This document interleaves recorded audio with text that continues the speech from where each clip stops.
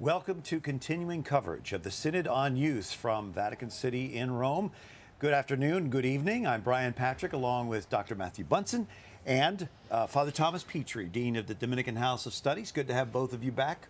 Beautiful evening here in Rome. It's been a beautiful day here in Rome. As a matter of fact, we want to tell you that EWTN is offering this special coverage of the Synod on Youth to make sure that we're all well informed. You remember what happened after the Synod on the Family.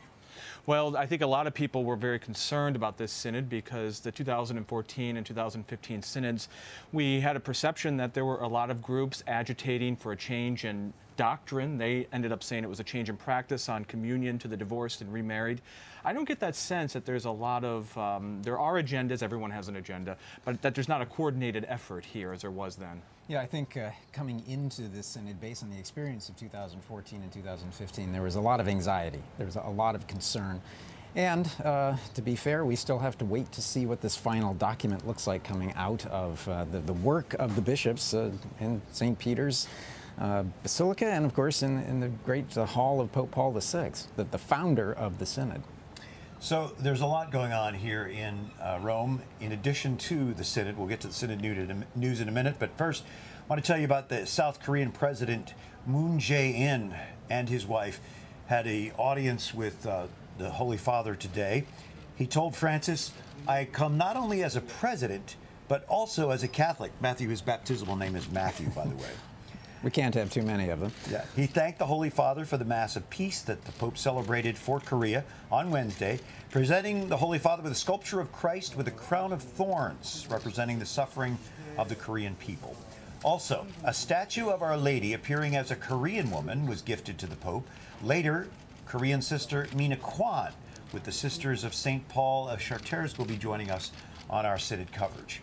So at the John Paul VI Hall today, as the Synod was going on, the role of women was discussed. In fact, they used the image of Mary, the mother of Jesus, and Mary Magdalene as examples of how women can not only be an active part of the church, but really seen as models of an enhanced respect for women. Well, this is an important point. You know, the Church believes that the Blessed Mother was the premier and best disciple of the Lord. St. Augustine says Mary was more blessed as his disciple than as his mother. And we should never forget that it was St. Mary Magdalene who first saw the risen Lord and was what we now call the Apostola Apostolorum, the apostle to the apostles, to proclaim the resurrection of Jesus Christ. And we have such a magnificent body of teachings in the modern history of the Church, in part thanks to John Paul II, with such documents as Mulieris Dignitatem on the dignity of women. So if there is going to be some sort of a synod on women, or if there's going to be a further discussion of this, we always have to be careful what documents we're using that will serve as the basis for it. Yeah, the question came up today, should there be a universal synod on women? That's a question, I think, for the Holy Father to decide. I'm hearing suggestions for a lot of different types of synods that might be coming up, as well as a number of new potential Vatican offices. Some would argue that I think we have too many as it is, but that's, again, up to the Holy Father. In fact, it was pointed out that a woman could head a proposed pontifical council for youth, which would have the same weight as other dicasteries here at the Vatican. But they've been trying to condense these various dicasteries. Well, this was one of the mandates of the Holy Father when he was elected. The cardinals, it seems, wanted him to reform the Curia, and, you know, part of the Council of Nine, those 9 cardinals who advise him, part of their responsibility is helping him to slim down and to reform the Curia, so it's hard to know how this would fit into that. And at the moment, we already have a series of dicasteries, Vatican offices, pontifical councils for laity, family life, you know, all of these different sections that had existed under the old curial structure, all brought together into one basic umbrella. So it would beg the question as to where exactly a new pontifical council for youth or young people would go. And would there be a duplication of work? I think this is going to be one of the tasks of the C9 that Father just talked about as they move forward to releasing and finalizing what will be the final document to cement the changes that Pope Francis wants to bring to the Roman Curia, which, for those who may not be that familiar with that sort of terminology, we're talking about the central government of the Church. Yeah. And one of the keys to understanding the Roman Curia is it is to be at the service of the Pope to assist his service of the universal church. Pope Francis talks a lot about immigration, and that subject has come up quite a bit during the Synod as well. There was discussion today about immigration, mainly from Africa to Europe, but also within Africa. I spoke with Cardinal Verane Ojesus Serafiel. He is the president of the Episcopal Conference of Ethiopia, and he says that to close the door has never been a Christian tradition, adding, it's really a matter of conscience trained by gospel values. To welcome a stranger, to welcome even a guest passing by is a great Christian tradition. And because of that, we need to be not only close to the stranger, but to receive him with open arms, to give him water to drink and wash his feet, give him a place to stay. Before you ask him, when are you going back home? You know, you give the welcome first. So this is the great Christian tradition which Europe has also learned from its monastic tradition. This is the country, Italy, where St. Benedict founded monasticism. Monastic tradition, hospitality is number one. Is to receive people, to take care of them. And not only physically, but also spiritually.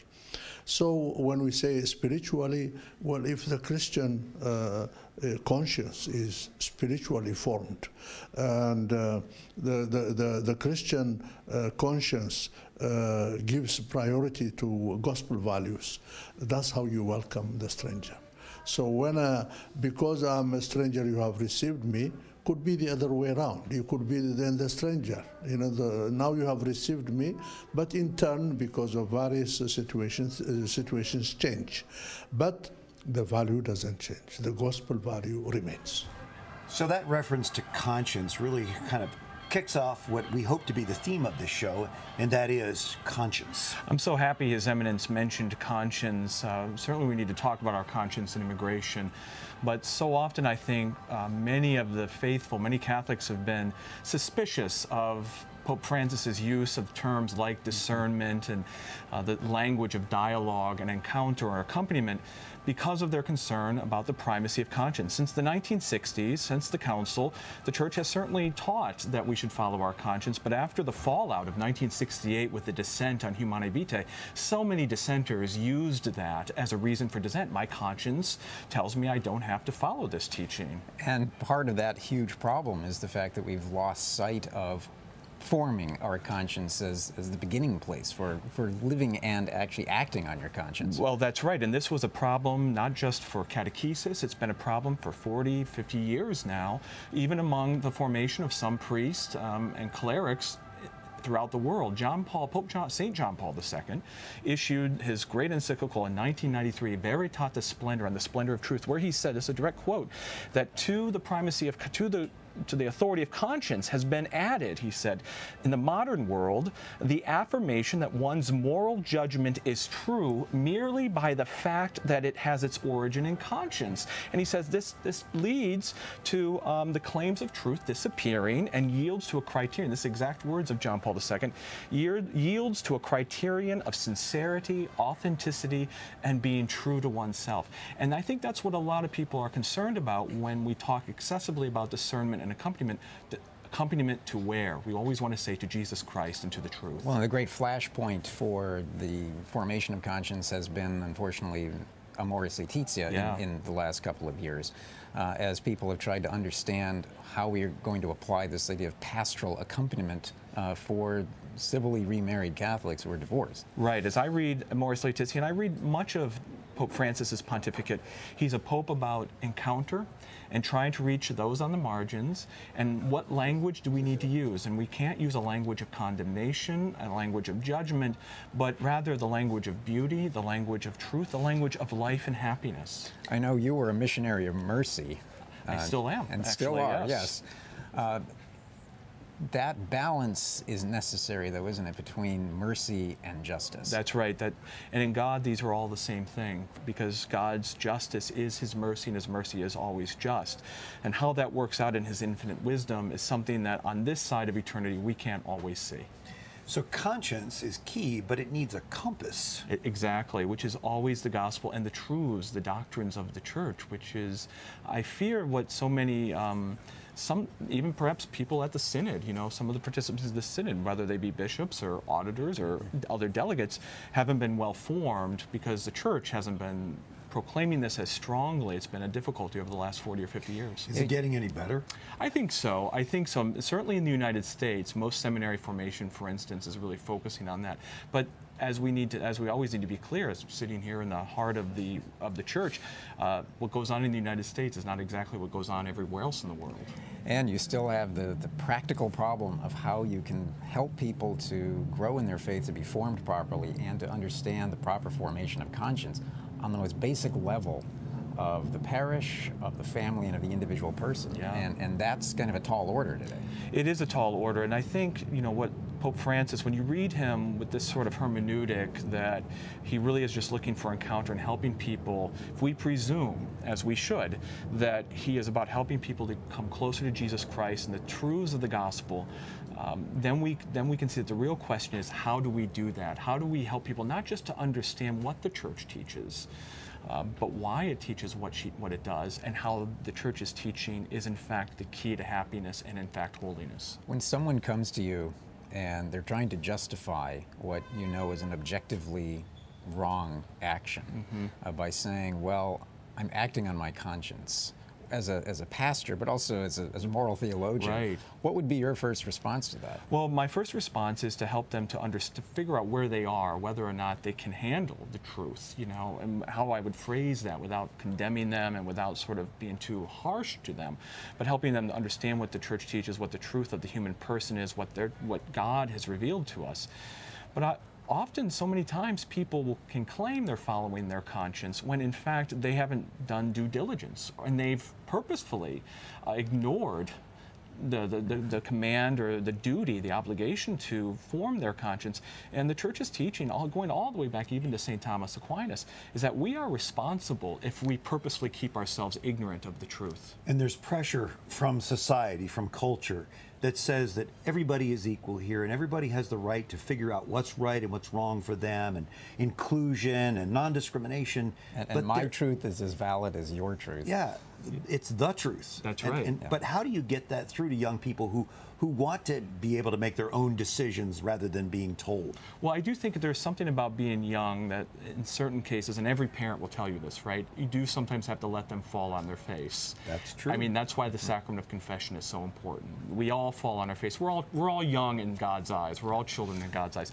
And so once they fall, and this is so true for all of us, it's when we hit rock bottom, when we hit the wall, that we're more open to hearing, why did this not work out? And that's usually when, you know, a pastor, a parent, a youth minister can get to the young and help them to see what's gone wrong here. To go back to Cardinal Sir Raphael's comments, in particular about immigration, he's in a very difficult position as in the Horn of Africa. The point was made, for example, that 80% of the migrants, of refugees in Africa, are within Africa and are young. And he raised the important question about conscience in the area of immigration, which of course brings us into Catholic social teaching. Yeah, and one of the things I think that's always important to understand is a lot of these social issues are matters of prudence. It's a positive command. He talked about hospitality. I was really thrilled that he mentioned the Benedictine model of hospitality. I always remember my time at St. Mindred's Seminary. St. Mindred was a martyr to hospitality. He's always remembered as that, who was a Benedictine monk. But when we talk about positive commands like clothing the naked, feeding the hungry, helping the poor, welcoming the immigrant, there's a prudential element here. How much am I obligated by charity to feed the hungry? I can't give them everything I have. And so the question for those who make policy is also the duty to protect their own citizenry. Right. That you cannot put your own country at risk by bringing in more than you can handle, but also how are you treating the human person the refugees who are coming there, are they actually going to be able to be treated with dignity under those circumstances, and at the possible risk of your own country's safety? And I think the important thing, and for our situation back home in the United States, is the church has to speak to both sides of the aisle on this. You know, that both sides, both major parties, the Democrats and the Republicans, we have to speak to both sides and say, this is a Christian duty, this is our obligation, it's our responsibility, and you need to balance that with your obligations to protect the country. But it can't be one or the other. It has to be both in a proper balance. And Pope Francis himself has acknowledged the fact that no country should be asked to outstrip its own resources and its own capacity to bring in refugees. Right. We heard earlier in the week that Turkey has taken an initiative to, rather than taking in so many refugees, is sending money to help people stay where they are. And in fact, the cardinal that I spoke with earlier today also talked about how there are training programs to try to, because he says people want to stay in their homes. They don't want to have to run away.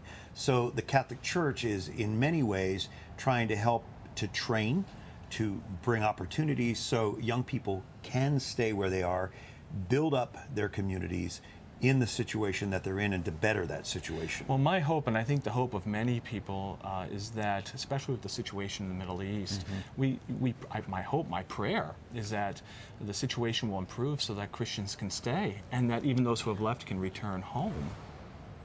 Well, coming up next, we're going to hear a sister's voice. In fact, that's the blog that Sister Kwan works with, and she is one of many religious sisters here in Rome for the Synod on Youth.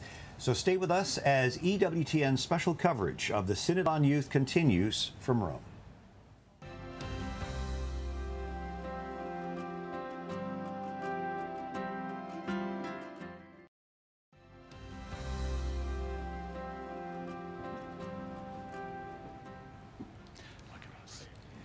From Rome, EWTN's continuing coverage of the Synod on Youth comes to you, and we're so grateful to have you with us. Good evening, I'm Brian Patrick, along with Dr. Matthew Bunson and Dominican Father Thomas Petrie. And we welcome Sister Mina Kwan, who is a sister of Charity of St. Paul of Chartres. No. No. Congregation of St. Paul. Sisters of St. Paul of Chartres. Well, thank you for that correction. That's wonderful. You. What is the charism of this congregation? Yes, charity. Charity. And education for... Education. Yes, people. Especially the young people, young women people. And you're from South Korea? Yes, of course, because in North Korea there's no religious so far. Good. Yeah. You're the director of the juniorate of your congregation, so these are the young women who are preparing, who are in formation as sisters? Yes, this is who are really in the process of the formation. And how many do you have? Yeah, more or less 20 sisters in my convent. That's wonderful. And so you're working with young women in your convent already in a lot of ways. Yes. And what are the issues that they come to the convent with? Why do they join your congregation? Because I believe that all young people have a spiritual sense when they meet really the God. So they decided to join in our convent to dedicate themselves to God and to people of God. To people of God. Yes. Well, Sister, you come from a country that has been divided for a very long time. Yes. Painfully so. Yeah. The faith in South Korea is very strong. Yes. We have, I think, is it 5-6 million Catholics, about 10%? 12% of the population. Yeah, population. So that's a pretty active Catholic community. Pope Francis visited your country. Yeah, actually. Talk about the faith of Catholics in Korea, because there has been so much suffering in history. Yes. If I if I present something from this, in the Synod Hall, I was addressed about the role of women religious in our church, Korean church. And when I was meditating on this topic, suddenly I recalled our history of Korean church, because about 200 years ago, when a very rigid status hierarchy of society dominated, some young people, some young scholars were fascinated by Catholicism, because there was no Catholicism and no priests, no missionaries, nothing was there. One of the reasons Catholicism spread was its focus on equality, based on the principle all human beings are children of God. So Catholicism brought new opportunity for women to become leaders and teachers. And despite the massive anti-Catholic persecutions, Catholicism spread quickly, jumping from the scholars to the women of their household and their slaves, and into the wider Korean society. One of the things I watched about you, I watched your YouTube video before you earlier today, and one of the things you said was that you hope that with the Synod, the Church becomes more authentic by accompanying young people like Jesus walked with the disciples. What does that look like for you? I mentioned now I'm working well in the equal situation, equal condition with priests so far. But not all women religious are in the same condition. So I could perceive some young religious are excluded by the field of youth ministry. So whenever I see this kind of situation, I felt a bit pain, because nowadays there are the vocation is getting decreased. Right. Yeah, and every person, especially the sisters and also the priests, are important for acting for the youth. So. So in South Korea, you find that not many religious women, there are some religious women who aren't permitted to work with youth ministry. Yes, in local situations. In local situations, and so you would like to see more inclusion in that. Yep, yes. Sister, you did refer to in your situation that you feel equal to priests. That doesn't mean your work is the same, does it? Yes, my work is not the same, because I don't celebrate the Mass. And Understood. But you feel equality when it comes to being a part of a vibrant church. Yes, especially decision making, and also some kind of things we can involve, and we can commit it with the young people equally. So it's my hope, so I mentioned this kind of things. You talked about vocations in South Korea. Tell us a little bit about your own vocation and your answer to the call. I haven't got any dream to become a women religious, because I was living very well in moral situation and also the faith, and I was dedicating myself to the parish church as catechist, and actually I was working in the middle school and high school as a teacher. But one day I loved my grandmother, and he had some how to say, the stroke? A stroke. Yes. Thank you. Yes. So she was in coma, and I loved her, so I really wanted to take care of her. So I left my whole jobs and my things, and I left all things, and I began to take care of her in the hospital. But several days after, the doctor said to me that there's no hope to recover her, because she was already more or less 80. So we brought her in our house, and after that I began to take care of her. Yes, there was only one person who take care of her, and the doctor said to me that maybe she will live maximum 4 days. And I learned how to do suction, because yes, she was in coma, and I had to take care of her. You had to do everything. Yes, for her. everything. Yes. I was even though I wasn't a nurse, I had to do everything. So I learned, and they said just 4 days is okay for her, and then she will pass passed go away. to the yes, to God. go to God. Yeah, thank you. And surprisingly, she lived more than 2 months. Okay. Yeah, and doctor said to me that it's a miracle, but I believe that she listened. She could listen my voice. She could hear you. Yes. Yes, she could hear me. So I prayed with her every day, every night, the rosary. Rosary, and I read the daily Bible Okay. for her, and I could feel that she listened to me, and she showed her reaction to me.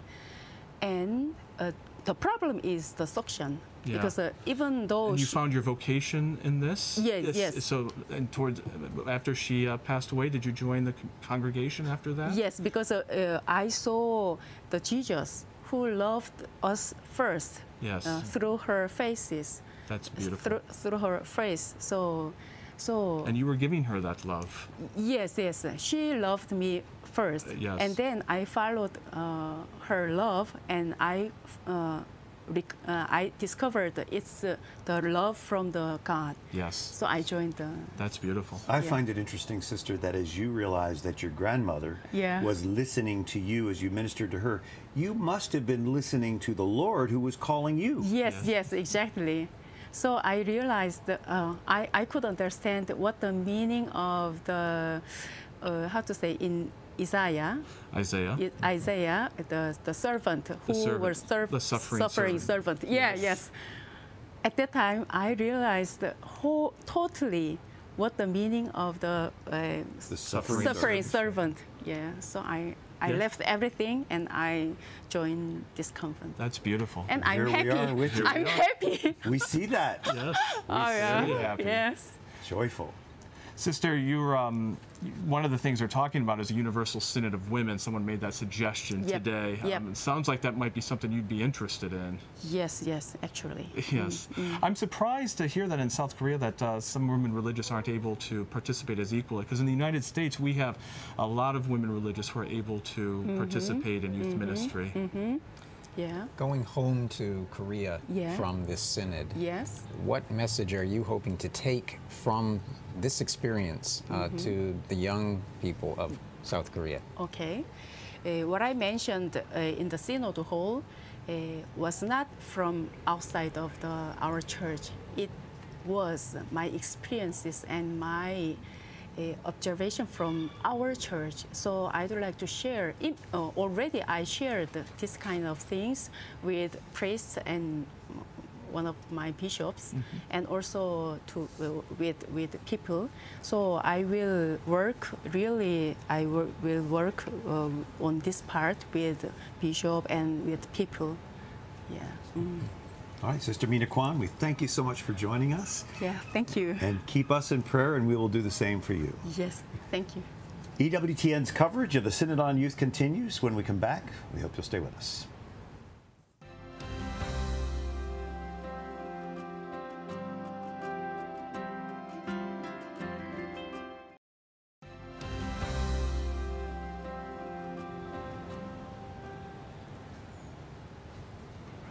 We appreciate you joining us for EWTN's continuing coverage of the Synod on Youth in this October of 2018. We want to remind you that you can watch this episode or any other episode of our coverage at EWTN.com/on-demand. That's easy to do. I just did it today. Good to have you with us. I'm Brian Patrick, along with Father Thomas Petrie of the Dominican House of Studies and Dr. Matthew Bunson. And we're very delighted to be joined now by Patriarch Ignatius Joseph III Yunnan, who is the Patriarch of Antioch for the Syriac Catholic Church. Your Beatitude, welcome. Thank you for inviting me. God bless you all. Well, your Beatitude, you have come to this synod from Syria, which is a country that has been tormented by the civil war, by unrest, and certainly the immense suffering of the Christian people, the Catholic people there. What message do you bring to this synod from Syria?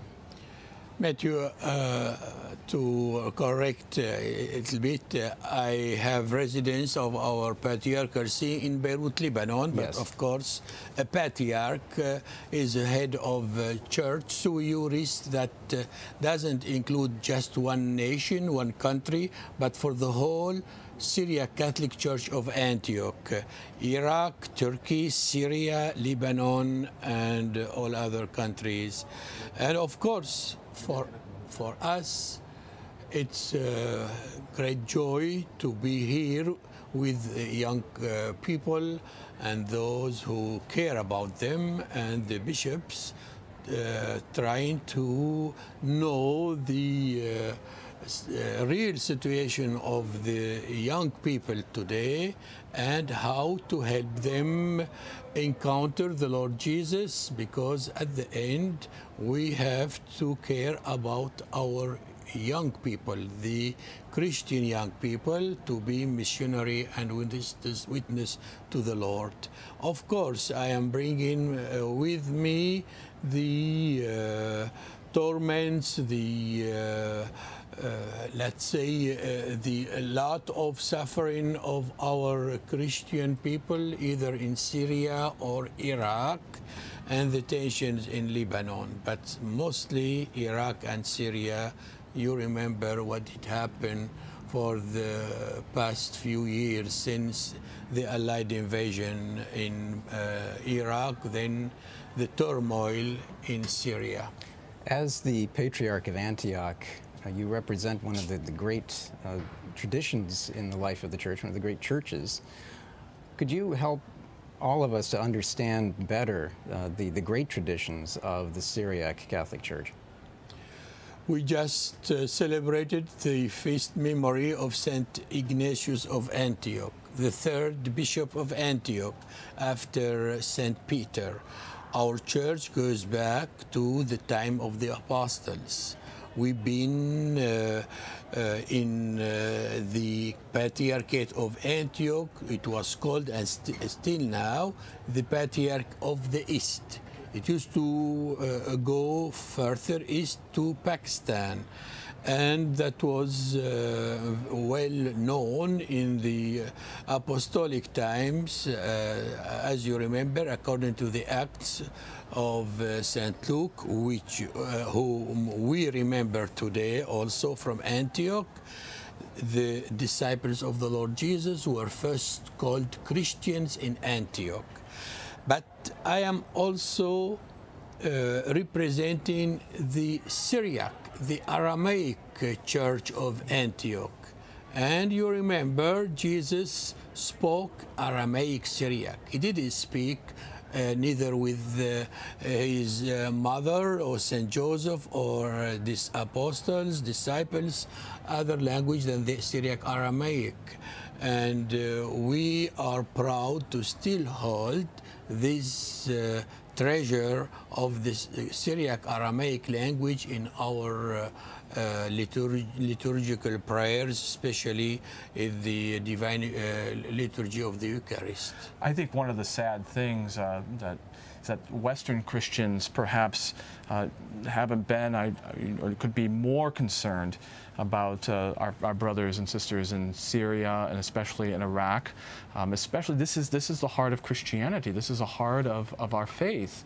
It's the birthplace, and so, what are the prospects for peace and maybe even a return of Christians to these areas?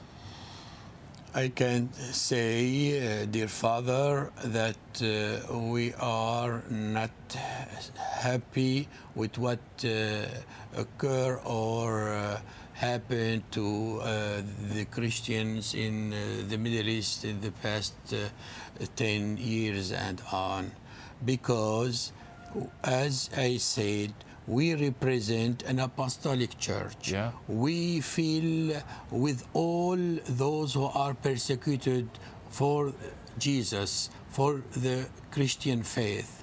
But we are not just individuals. as it happened in Baghdad 8 years ago. Actually, the 31st of October will commemorate the 8th anniversary of that massacre in our cathedral, Our Lady of Deliverance, in Baghdad Cathedral. But we are an apostolic church, and we really are trained for our survival. Because now we are talking about the Synod for the Youth, we are unable to convince our young people to stay in their land, to keep witnessing to the Lord, because they say we've been with our forefathers for centuries and we always been reduced. And the Western countries are complicit what did happen to our Christian communities in Iraq, uprooted from the plain of Nineveh, and in Syria they don't know where to go, and of course we can't do nothing. We help them humanitarian way, but it's not enough. We need a strong policy to protect the rights of all minorities, among them Christians. Your Beatitude, the Knights of Columbus have been very proactive in raising money and trying to bring attention to the plight of persecuted Christians. In fact, trying to rebuild the Christian community on the Nineveh plain. Has that had any positive effect so far? Of course. We keep in contact with the Knights of Columbus. I actually gave a speech in Toronto Convention, and then I was invited to Baltimore. But, you know, they try their best to help us. We need to reconstruct, rebuild the villages, the sites in the plain of Nineveh. We need that our people return. I am following the situation of the plain of Nineveh, and I'm going next month to Iraq, as well to Syria. We have over 50% of those who have been uprooted 4 years ago. They did make the return. We, however, need a strong support to keep our young people staying home, and this can't happen unless we influence or we tell the local governments to avoid discrimination. And of course, since the sectarian war is going on in Syria, and it's very sad, this is also the Western countries were complicit. It's not easy.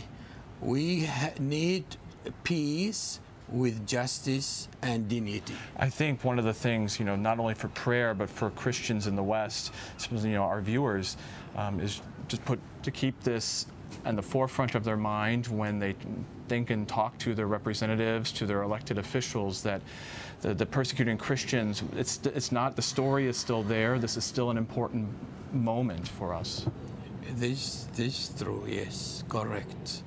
And of course, we thank the EWTN, because when I was in the States, I used to follow it, and even to watch the Mother Angelica live many times. I was missionary as a priest and bishop in the States and Canada. But very unfortunately, in Lebanon or in Syria, we don't have it on the dish. I don't know why. We'll try to get that straightened out. It will be coming, okay. And of course, we are proud of this missionary channel, evangelizing in English and Spanish. Your Beatitude, as someone who's representing the Syriac Catholic Church here at this Synod, what do you want the Synod fathers here to know, and what do you want the young people who have come to this Synod to know of your own experiences? Dr. Matthew, yes. It's no more a secret. I said yesterday in my free word, it's too long. 25 days, keeping us out of far of our diocese, of our people, and I don't know, in no company, no international whatever association or government institution will stay this long time. Well, I said that since it is the Synod for the young people, let them come from all over the world with mentors, spiritual directors, experts to study for 1 week, analyze the situations on the ground and what they want from the church, from us. Then we come for 1 week to review those proposals, the wishes, and try to put them in concrete. I wonder how many of the other Synod fathers agree. It's too long. I think there's a lot of Catholics around the world following this, thinking 25 days is too long. We are happy with our young people, of course, and many of the bishops are here for the first time for a Synod, of course. But and actually, tomorrow I'm leaving for France to visit 2 communities of refugees because they need us. There's pastoral ministry to be done. Exactly. Yes. Your Beatitude, you served in America for a number of years. I believe you were the first head of the Syriac Catholic Eparchy, is that right, of Our Lady of Deliverance? You're right. In Newark. What was your experience like in America that you'd like to sort of describe to our audience, but also to remember what that was like? It was a time of blessing for me. God sent me there as a missionary to establish missions for our scattered church. And as you know, you can get from the United States the good and the bad. But I would focus on the good. Well, Patriarch Ignatius Joseph III Yunan, the Patriarch of Antioch of the Syriac Catholic Church, thank you so much for your time tonight. Thank you, too. God bless you, and God bless EWTN. Thank you. Safe travels to France. Thank you. Well, one of the nice things for especially Catholic journalists about being here at the Synod on Youth is that we have very direct access with the Synod Fathers. They're all over the place. We get a chance to mingle. We'll share some of that experience next as EWTN News continuing coverage of the Synod on Youth continues. Stay with us.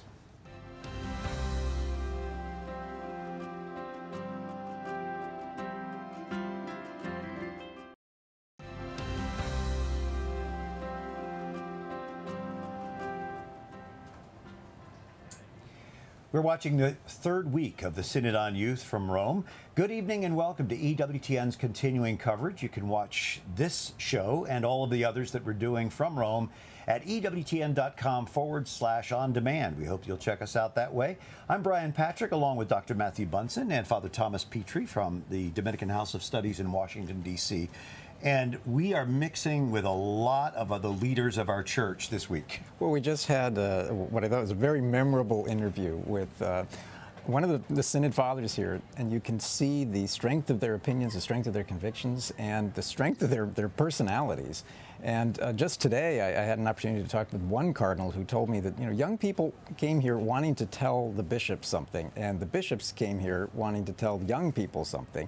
He said after a little while, it's worked out well, and we're talking to each other. Yeah, they say that around the coffee pot or the water cooler during the breaks is when the best communication actually occurs. I know everyone is worried about the document that comes out at the end of the synod, but I tend to think that this is exactly what Pope Francis wants. He wants people to talk to each other and to dialogue. And how often does a group of young people get to talk to a group of bishops, and a group of bishops get to talk to a group of young people? One of the concerns that was voiced was that the young people, from the young people, is that their bishops would accompany them. What do you think they're looking for in terms of accompaniment? Obviously, sharing in their lives in some way, but bishops are busy people. They are, and you know, I wonder sometimes if it's, you know, the young can be idealistic. They can want more than what they might be reality of what can be offered to them.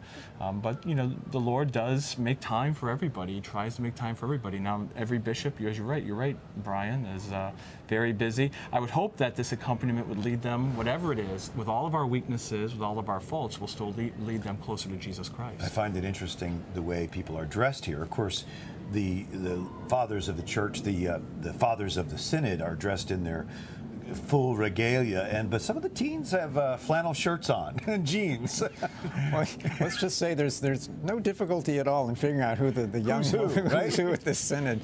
You know, when we're sort of parked outside the aula, the Paul VI Hall, and we watch everyone coming out. Right. And let's just say the contrast is rather stark when the young people come out.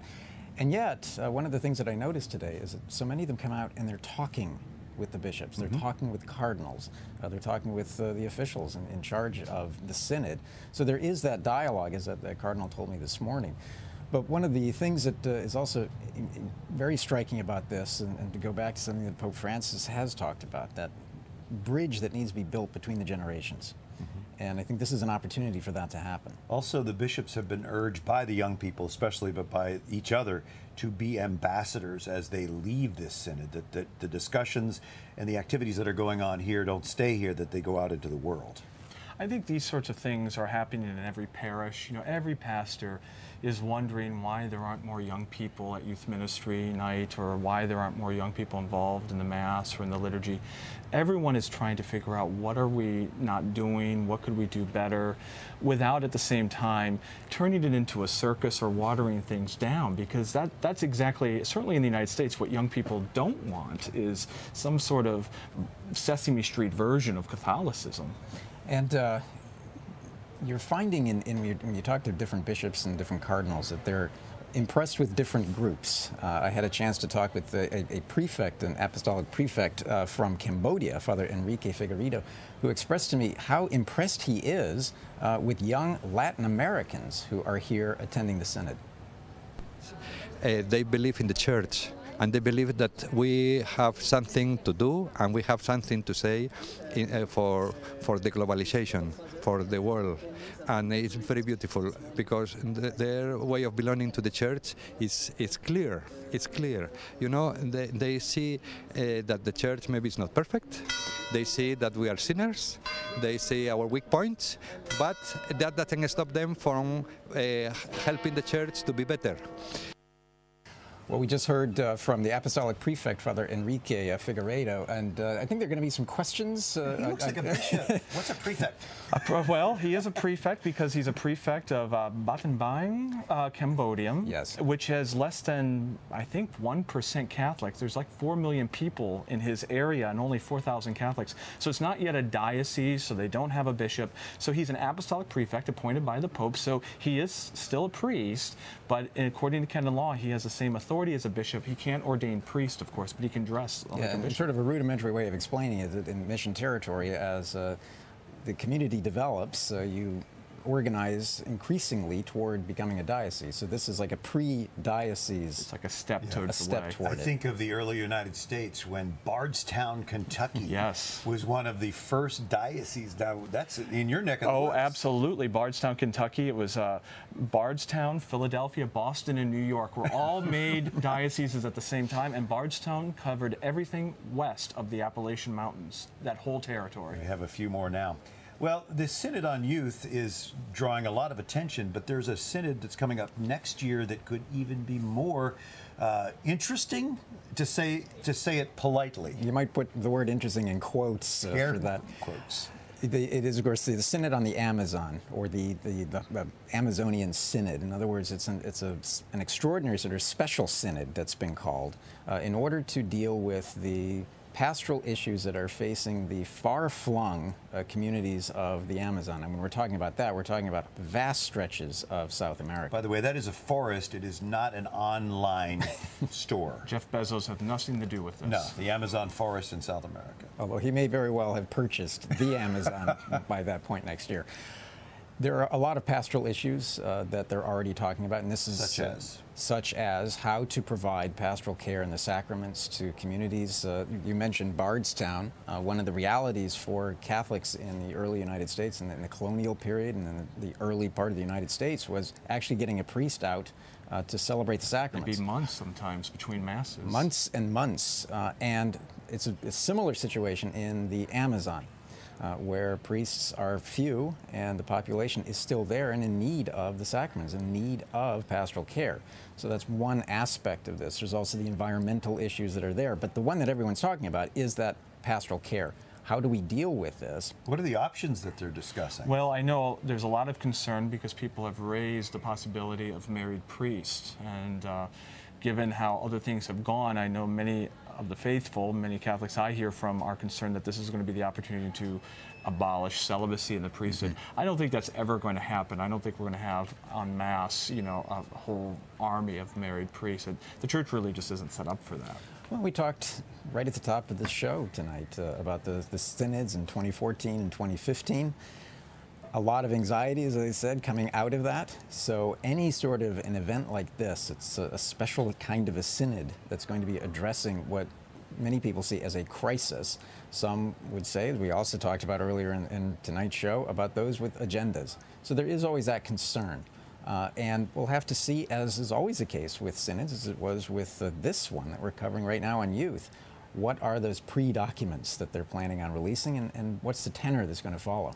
I wonder if his beatitude would be called to that next synod. It's too long, he says. Too long, not, as long as it's not 25 days. Well, to be away from your people that long. So if you're wondering why your bishop isn't at the confirmation, he's here in Rome. He's here in Rome. For too long. Well, there's a lot going on here, and we're so grateful to be able to bring it to you. It's important that we're all well informed on these important issues and developments in our church. We encourage you to stay with EWTN News for continuing coverage of the Synod on Youth, and you could watch repeats at EWTN.com/on-demand. For Dr. Matthew Bunson and Father Thomas Petrie, I'm Brian Patrick, our crew here in Rome and back in Birmingham. Thank you for watching, and we'll join you again tomorrow night with more from Rome on the Synod on Youth. Good night.